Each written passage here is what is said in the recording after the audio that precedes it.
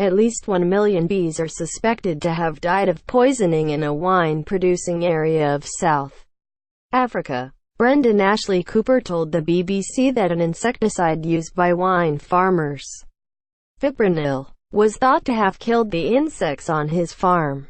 Other honeybee farmers in the area around Cape Town have also been affected, but it is still unclear how many of the insects have died. He said, Fipronil has been blamed for the deaths of millions of honeybees in Europe. Campaigners say Fipronil is highly toxic to insects, and its use was restricted in Europe in 2013. About 100 of his beehives, or 35% to 40% of those he owned in the affected areas, had been hit by the disaster, said Mr. Ashley Cooper, the vice chairman of the Western Cape Bee Industry Association. He estimated this meant between 1 to 1.5 million bees had been killed.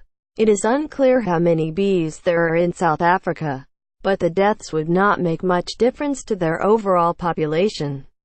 He said, Fipronil was also at the center of an egg scandal in Europe this year.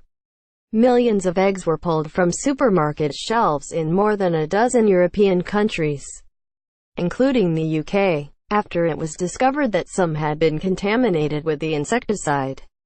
Fipronil is commonly used to get rid of fleas, lice and ticks, but is banned by the European Union for use on animals destined for human consumption, such as chickens.